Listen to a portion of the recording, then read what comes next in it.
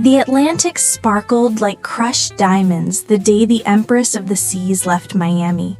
7 nights, 6 ports, 5,000 guests, one floating palace that cost more to build than most small countries. And on the top deck, under strings of crystal lights that cost more per bulb than my monthly salary back when I still had a salary, the Voss family was celebrating their annual family reunion cruise. Translation: the Voss family was showing the world they were still untouchable. I stood at the rail of deck 14, clutching a plastic cup of warm champagne someone had shoved into my hand hours ago. My husband, Mark, golden heir to Voss Atlantic Lines, was somewhere inside the Sky Lounge, laughing too loudly, his arm draped around models who were definitely not his wife. His father, Captain Reginald Voss, yes, the man actually insisted guests call him Captain, even though he hadn't touched a helm in 30 years, had made it crystal clear the moment we boarded. "Alex is welcome, of course," he'd said with that crocodile smile, "but the captain's table is for blood and investors only." So here I was, the silent partner, the tech nerd they tolerated because I fixed their servers when the ransomware hit last year, the husband they forgot to invite to the lifeboat drill. I hadn't eaten since breakfast. The crew had been instructed, politely, always politely, not to serve me at any of the reserved restaurants. I was on the standard package. Mark's family owned the ship, but I was apparently a stowaway. The hunger gnawed harder than the humiliation. That's when the shadow fell across my deck chair. "May I?" The voice was low, sandpaper over velvet. I looked up and saw a man I'd never seen before. He owned the ocean. He didn't wait for permission. He simply sat, placed a silver flask between us, and poured 2 fingers of something that smelled like smoke and heaven into my plastic cup. "Drink," he ordered gently. I obeyed before my brain caught up. The burn was perfect. "You're Alex Chen Voss," he said. Not a question. I nodded. "Silent partner in Voss Atlantic Lines since 2019, 49% owner on paper, 0% respect in practice." My hand jerked, amber liquid sloshed over my fingers. "How do you—" "Admiral Elias Reyes, United States Navy, retired. Chairman of the board you've never been invited to." He let that sit in the air like gun smoke. Then he smiled, slow and dangerous. "Take my arm, son. Tonight this ship remembers who really owns it. I own 49% of the hull we're standing on, and you, Alex Chen Voss, own the other 51. I laughed, actually laughed out loud, a cracked, desperate sound. "That's impossible. Mark doesn't read the fine print," the Admiral said. "His father does, but even Reginald missed the rider buried in the refinancing package your loving in-laws begged me to underwrite 5 years ago. They needed a name with no debt, no liens, no flags.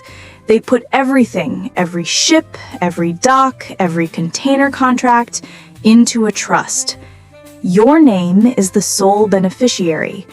They plan to marry you off, wait a respectful year, then pressure you into signing it back." He pulled a thin tablet from his jacket, turned it so I could see. Articles of Incorporation. My signature scanned and dated the week Mark proposed. I remembered that night. Mark on one knee in the rain, champagne, tears, promises. I'd signed something for the lawyers the next morning while I was still hungover on love. I stared at the screen until the letters blurred. The Admiral closed the tablet. They've been bleeding the company dry for years, Alex. Counterfeit cargo, ghost shipments, laundering through shell ports in the Caymans. Tonight, the captain's gala is their last performance. Tomorrow, the FBI boards in Nassau. He stood, offered his arm exactly like the white-haired stranger in your favorite story. Come, let them swallow their tongues when they see who you're with. I took it. We walked through the sliding glass doors into the Sky Lounge like we owned the air itself. Conversation died mid-sentence. Mark's head snapped around so fast his bow tie spun. Reginald dropped a crystal tumbler. It shattered like ice on marble. The Admiral didn't raise his voice. He simply guided me to the head table, pulled out the chair marked Captain, and waited until I sat. Then he leaned down and spoke loud enough for every microphone in the room to catch it. Ladies and gentlemen, allow me to present the majority owner of Voss Atlantic Lines, Mr. Alexander Chen Voss. You could have heard a champagne bubble pop. Mark tried to stand. Grandpa, this is... Sit down, boy, the Admiral said, soft as a blade, before you embarrass what's left of your name. Mark sat. The Admiral placed a leather folio in front of me. Inside, a single gold pen and a stack of documents. Option 1, he murmured. We let the FBI take them in cuffs tomorrow. You walk away with the insurance payout and a clean conscience. He turned a page. Option 2, we do it my way. They lose everything tonight. Slowly, publicly, deliciously, and you get to watch. I picked up the pen. Option 2, I thought, tasted like the whiskey still burning in my throat. Let's dance, I said. The Admiral's smile could have frozen the Caribbean. Act 1, the gala. The string quartet was sawing through a waltz when I stood. Every eye in the room tracked me like I'd grown wings. I tapped a spoon against a glass. The sound rang out like a starting gun. Good evening, I began, voice perfectly steady even though my heart was doing cartwheels. Most of you know me as Mark's charity case, the husband who fixes computers. Tonight I'd like to correct the record. I nodded to the Admiral. He pressed a button on his phone. Every screen on the ship, the big ones over the bar, the tablets on the tables, even the stateroom TVs, flickered to life.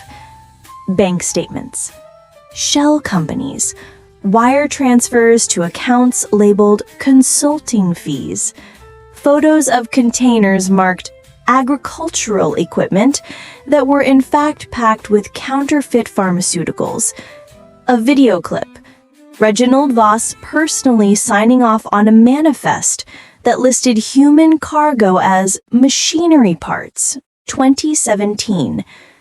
The room went graveyard silent. Mark lunged across the table. That's doctored. You hacked. The Admiral lifted one finger. Two crew in crisp uniforms, not Voss employees, I noticed, stepped forward and took Mark by the elbows, gently, professionally. Reginald tried next. Alex, darling, whatever they're paying you. Nothing, I said. I'm doing this for free. I turned back to the room. As of 30 seconds ago, every Voss family member is suspended from all company accounts. Your cards are frozen, your cabins are reassigned to crew, your names have been removed from the manifest. A woman in diamonds shrieked. Someone else started crying. I leaned into the microphone. Tonight, the Empress of the Seas belongs to its rightful owners, the crew, the passengers, and the United States government. Tomorrow in Nassau, federal marshals will board. I suggest you enjoy the buffet while it's still open. I stepped down from the dais. Mark broke free long enough to grab my sleeve.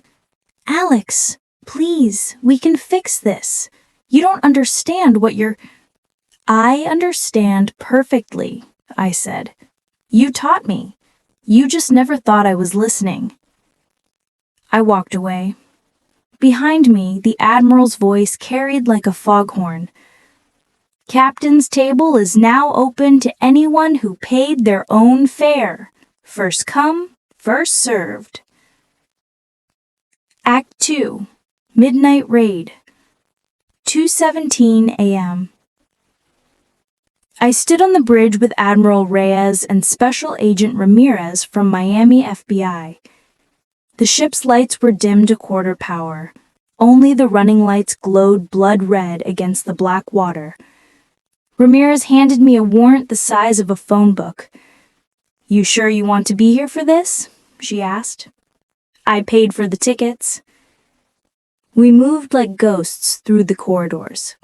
Reginald was dragged from his owner's suite in silk pajamas, screaming about diplomatic immunity until Ramirez showed him the extradition treaty with the Bahamas. Mark was found face down in the casino, passed out on a pile of chips that were no longer his. His mother, Delphine Voss, tried to swallow a flash drive. A female agent retrieved it with latex gloves and a look of pure disgust. I didn't watch the rest. I went back to the deck where it had started. The Admiral was waiting, 2 cups of coffee this time. Real coffee. Navy coffee strong enough to wake the dead. You okay, kid? I exhaled a decade of swallowed insults. I will be. He nodded toward the horizon. Dawn was a thin gold line. Fleet's worth about $1.8 billion on paper. After the fines, maybe $800 million. You'll clear $500 million, give or take. I sipped the coffee. It tasted like freedom. What will you do with it? I thought of the child slaves I'd seen in those manifest photos, of the crew who'd been paid in IOUs for 6 months, of the quiet kid from IT who fixed their messes and got called the help for 8 years. First, I said, every crew member gets a year's salary as severance and a bonus for pain and suffering. Then we sell the fleet to operators who don't traffic humans. After that, I smiled for the first time all night. I'm buying an island, a small one, with decent Wi-Fi. The Admiral laughed until he coughed. Epilogue, 1 year later. The island is called Isla Serena, a forgotten speck off Belize. The resort is small, only 20 villas, all built hurricane-proof and solar-powered. Every employee is a former Voss crew member. They owned 40% of the company. I kept 60% because even revenge needs a safety margin. Sometimes cruise ships pass on the horizon. Sometimes I recognize the silhouette of the Empress, repainted, renamed, flying a new flag. I lift my coffee, still Navy strength, and toast the sunrise. Yesterday, a yacht pulled into the bay. Mark was on the bow, sunburned, serving drinks in a rented uniform 2 sizes too big. He didn't see me watching from the palapa bar. I left a $100 bill under my cup. Tip enough for a month's rent in Miami. The bartender, a former Voss purser who now co-owns the resort, pocketed it with a grin. Old habits? She asked. New traditions, I said. And that brings this story to a close. Wow, what an ending, right? Honestly, I still get chills thinking about Mark in that ill-fitting uniform, realizing the man he humiliated now signs his paychecks. Now I want to hear from you. Was Alex too cruel, leaving them with nothing? Or was it perfect justice? Should he have shown mercy when they were already broken? Whose side are you on? And most important, do you want a part 2? Because there are rumors Mark is planning something, and islands are small places. Drop a comment, let me know. If this story gave you goosebumps, smash that like button and subscribe so we don't lose each other. Turn on the bell because the next one might be even darker. All the links to my other revenge stories are in the description, and at the end of this video, a box will pop up. Click it for more drama. Until next time, stay safe, stay savage, and never ever let them forget who really holds the pen. If you want me to write a continuation of this story, please let me know. If you have any questions about the plot, or if anything seemed unclear, please ask. I'll be happy to answer everyone. Please don't forget to like this video if the story captivated you, and be sure to subscribe to our channel so we don't lose touch. All the best. In the middle of the screen, at the end of this video, a box will appear. Please click on that box. Our other most interesting stories will be there.